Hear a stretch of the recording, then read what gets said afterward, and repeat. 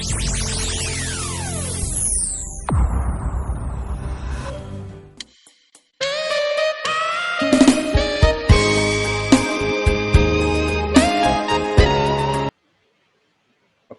Assalamualaikum warahmatullahi wabarakatuh.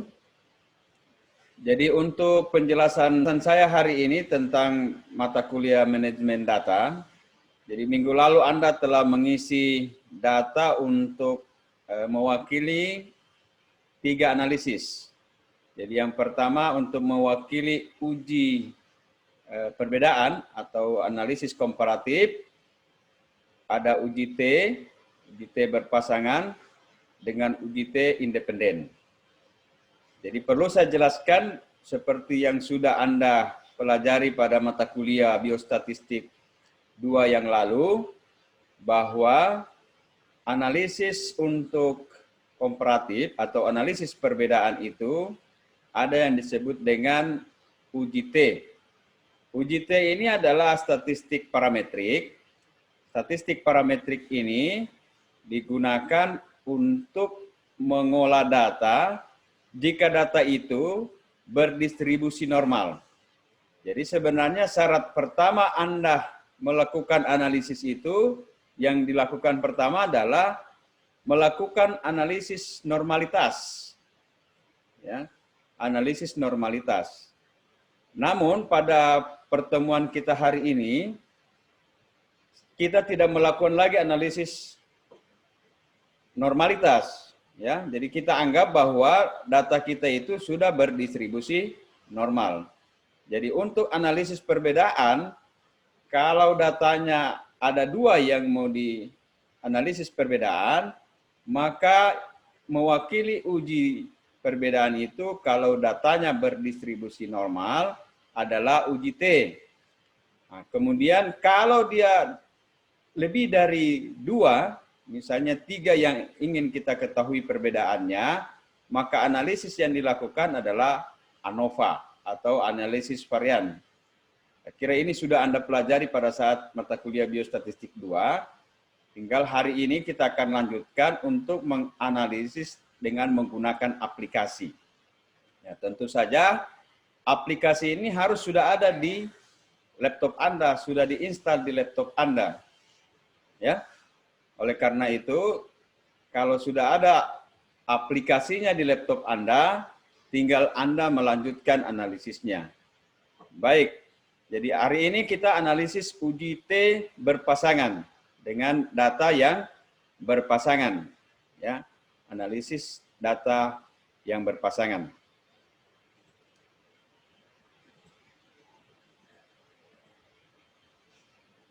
Ya, saya kira ini datanya yang Anda telah buat minggu lalu, seperti ini datanya. Jadi ada pertanyaannya di bagian bawah, lakukan analisis uji T berpasangan untuk mengetahui perbedaan 2 rata-rata kadar HB sebelum dan sesudah perawatan di rumah sakit Undata.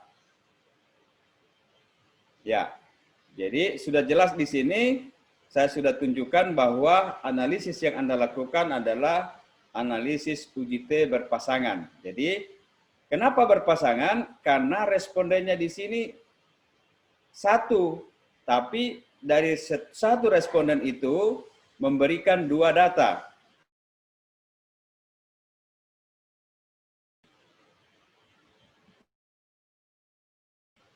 Memberikan 2 data. 1 kadar HB sebelum dirawat, dan 1 kadar HB sesudah dirawat. Jadi ini yang dimaksud dengan 2 data, 2 sampel yang mau dibedakan. Apakah ada perbedaan sebelum dan sesudah dirawat untuk kadar HB. Tapi respondennya hanya 1. Setiap responden itu memberikan 2 data. Nah, inilah yang diuji dengan berpasangan. Nah, untuk contoh data yang Anda telah buat kemarin itu, berjumlah 40 responden. Nah, sekarang untuk menjawabnya kita siapkan dulu file Word. Ya, kita siapkan dulu file Word. Kemudian kita lihat yang pertama kita lakukan adalah apa kira-kira judul daripada data yang kita mau analisis. Jadi jawaban Anda pertama itu adalah judulnya apa? Atau kita save dulu ini, filenya kita beri nama file apa, misalnya file tugas. Jadi tugas uji T berpasangan. Inilah file yang Anda akan kirim. Ya. Jadi Anda simpan di mana, nanti sebentar jangan lupa simpan di mana, kemudian nanti dikirimkan ke saya lewat Google Classroom.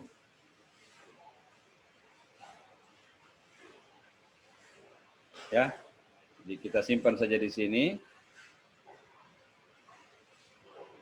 Ini semua, ya. Oke, jadi ini filenya. Jadi yang pertama kita tuliskan tugas ini, ya tulis nama Anda, namanya siapa, kemudian NPM. Ya. Yang pertama Anda jawab itu adalah judul. Apa judulnya?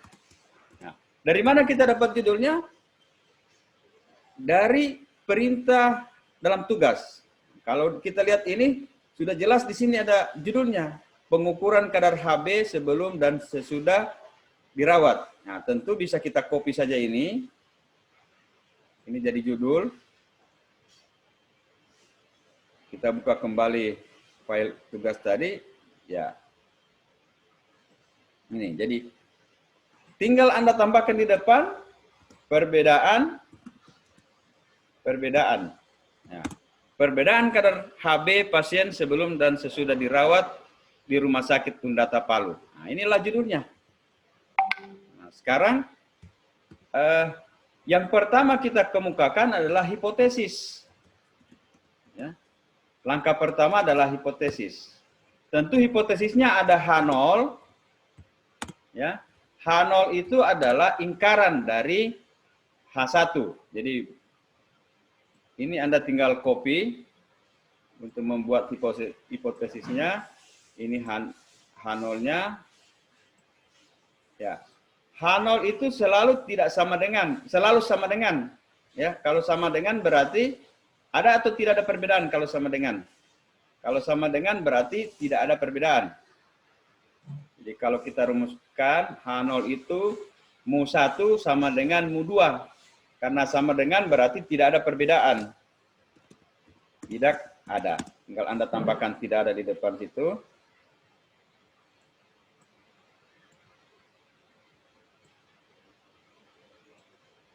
Ya. Kemudian H1-nya ya ingkaran dari itu. Jadi H1-nya ingkarannya tinggal Anda copy ada. Jadi hanya beda di ada dan tidak ada. Ya, oke. Itu langkah pertama. Selanjutnya langkah kedua adalah analisis. Analisis atau output dari analisis. Output analisis.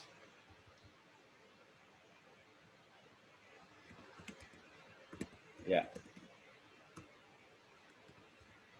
Oke. Sekarang bagaimana cara menganalisisnya dengan menggunakan aplikasi? Tentu saja yang pertama harus Anda pastikan bahwa aplikasi itu sudah ada di laptop Anda. Ya. Sudah ada di laptop Anda aplikasi itu. Jadi saya buka saja aplikasinya.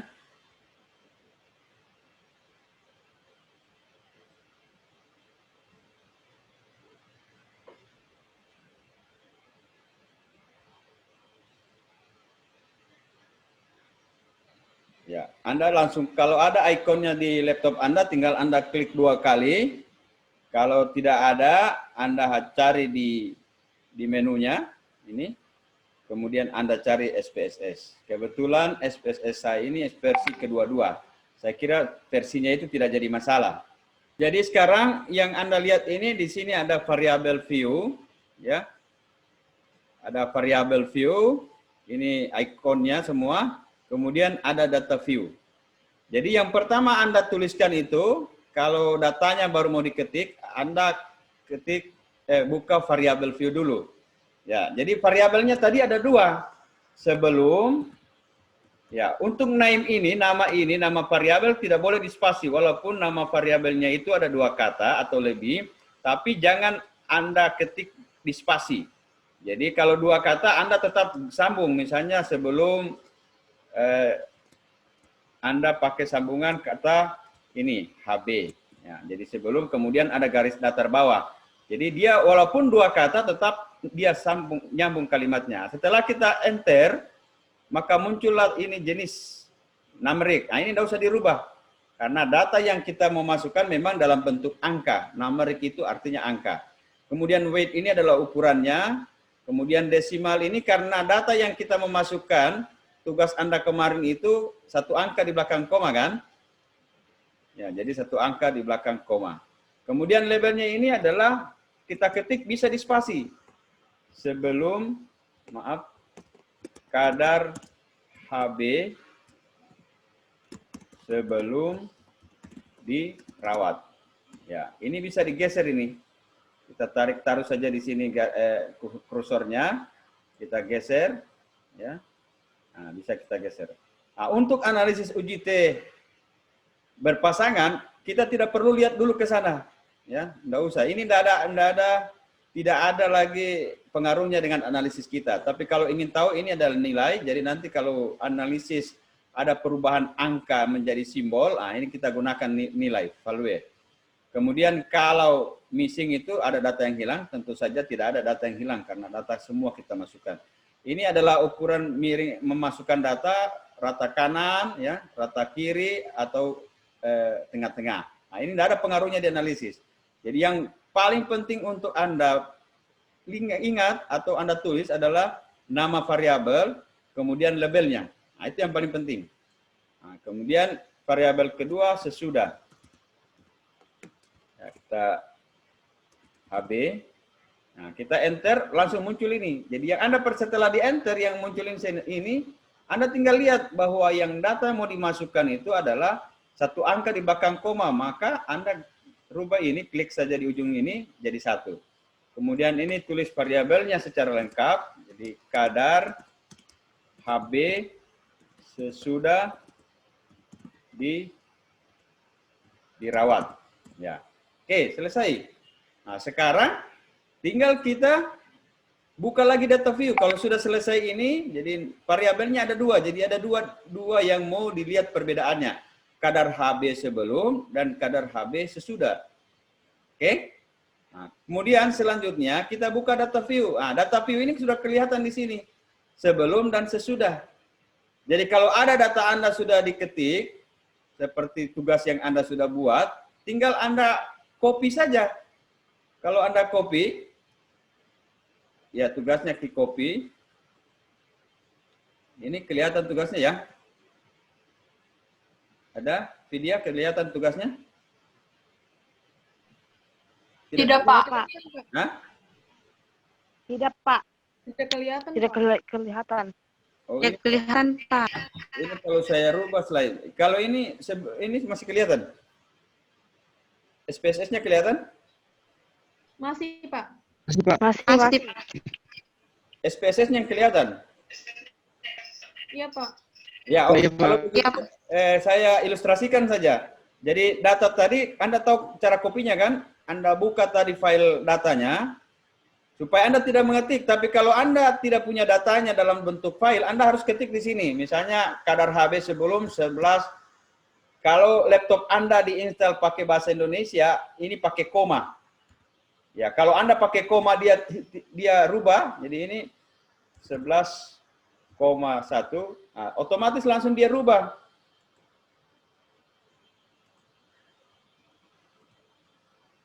Ya. Jadi seharusnya 11.2. Ya. Jadi laptop Anda kalau diketik koma kemudian hilang atau salah yang Anda ketik, maka Anda rubah jadi titik, jadi 11.2. Ya. Kemudian 11.3. 3 misalnya. Dan seterusnya. Ini kalau data belum ada filenya, tapi kalau ada filenya datanya, bisa langsung Anda copy. Jadi misalnya ini saya copy 10 data yang ada, mungkin Anda tidak lihat ini. Ya, kemudian saya buka ini, ya tinggal paste di sini saja. Ya. Anda buka, ini paste. Nah, langsung muncul datanya ini. Nah, kenapa ini jadi kacau begini? Karena data yang ada diketik itu datanya dalam bentuk koma. Setelah saya paste di sini, paste di sini, maka dia berubah ini 11 jadi 112. Seharusnya ini tadi 11,2. Ya. Jadi ini salah. Berarti jangan perbaiki dulu, rubah dulu menjadi titik, kemudian copy, kemudian paste di sini, paste di sini. Nah, tapi kalau laptop Anda pakai koma, ya langsung Anda masukkan di sini. Tapi kalau pakai titik harus Anda rubah dulu. Jadi misalnya ini saya rubah karena salah di file saya, jadi saya rubah jadi 11.2, di sini 5.0, di sini 20.0, kemudian 11.2, 12.1, 13.5, 12.5, 11.4, 6.4, 14.7. Nah, ini kalau datanya baru Anda ketik. Ya. Tapi kalau sudah ada datanya Anda ketik kemarin, sudah Anda input, silakan pastikan SPSS-nya itu menggunakan titik atau koma. Kalau dia menggunakan titik, maka Anda rubah dulu data tadi yang Anda di filenya, Anda rubah jadi titik, kemudian Anda copy, kemudian paste di sini, paste di sini. Ini 12,5 karena saya salah, jadi harus saya rubah dulu 11,4, 17,9, 11,2, 5,0. Ya, saya tulis aja berapa ya. Yang penting ada datanya dulu. Ya.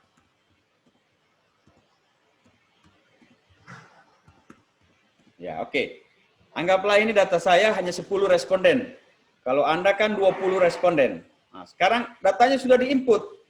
Sekarang yang kita lanjutkan adalah kita ingat analisis yang kita lakukan itu analisis apa?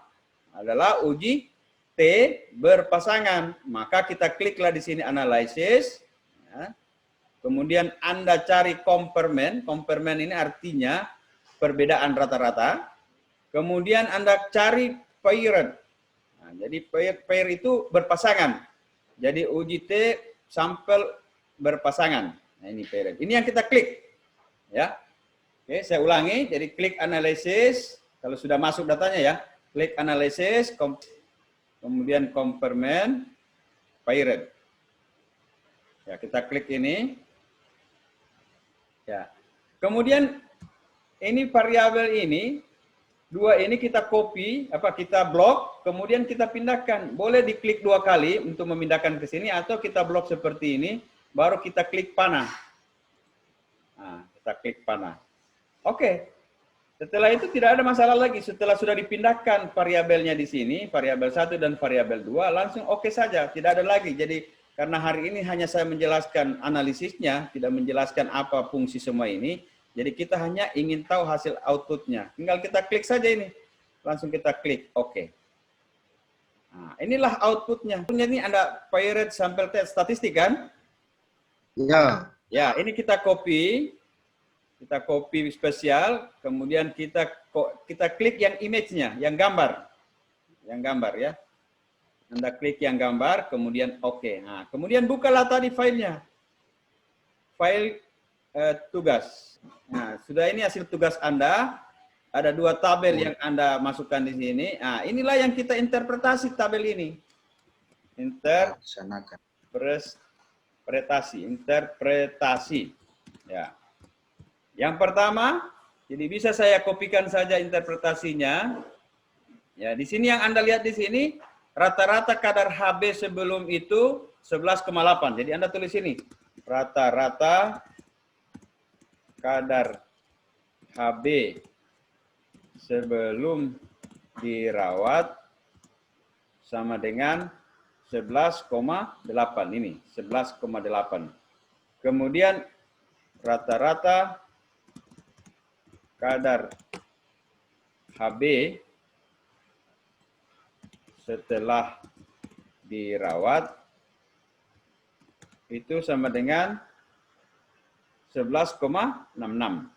11,66. Nah, itulah interpretasi untuk tabel pertama.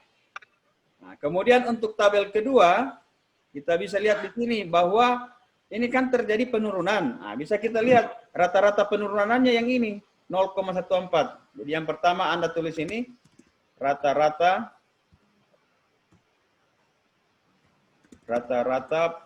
penurunan, karena di sini positif ya. Jadi minyak ini minus, ini di depannya ini ada nol dan ada titik ya, jadi 0,14. Jadi rata-rata penurunan, karena dia positif jadi penurunan. Nanti kalau di sini didapatkan negatif berarti peningkatan. Jadi rata-rata penurunannya itu 0,14. Kemudian nilai signifikannya, jadi yang kita lihat di sini hanya nilai signifikan. Nah, nilai signifikan itu yang ini 0,932, yang ini, yang dua berkaitan. Jadi dua two tailed. Ya, berkaitan, dua yang berkaitan ini nilai signifikannya. Inilah nilai signifikannya ya. 0,932. 0,932. Nah, itu. Ini dibandingkan dengan nilai alfa. Jadi dibandingkan dengan nilai alfa. Nah, jadi nilai alfanya itu nilai alfa itu yang umum itu adalah 0,05. Nah, jadi sekarang kita lihat nilai signifikan itu apakah lebih kecil atau lebih besar dari nilai alfa. Jadi kita bisa tulis begini, karena nilai signifikan sama dengan 0,932. Nah, pertanyaannya, apakah lebih besar dari 0,5? Lebih besar atau lebih kecil? Lebih besar kan? Ya, karena dia lebih besar, maka H0 ditolak. Nah, kalau ditolak H0. Jadi kalau dia lebih besar, H0 ditolak. Tapi kalau dia lebih kecil, H0 diterima. Nah, sekarang kesimpulannya apa? Simpulan. Nah, karena H0 ditolak, maka kita naik ke atas lagi, kita lihat. Ini H0 yang ditolak. Ini H0 ditolak. Ya, ini H0 ditolak, berarti yang diterima adalah H1. Nah, berarti inilah yang jadi kesimpulan. Kita copy kesimpulan ini, baru kita buka di sini. Nah. Oke, selesai. Jadi kesimpulannya ada perbedaan kadar Hb sebelum dan sesudah dirawat. Oke, selesai. Saya kira itulah langkah-langkah. Nah, inilah yang Anda kirim file ini. Ya, Anda kirim file ini, satu halaman saja ini Anda kirim di lewat Google. Sekarang Anda kerjakan, saya berikan waktu sampai jam 1. Jam 13.00 Anda harus sudah selesaikan ini, setiap data Anda, dan saya mohon datanya jangan sama dengan temannya. Karena nanti analisisnya ini akan saya buka satu-satu. Kalau ada yang sama hasil analisisnya, berarti datanya sama.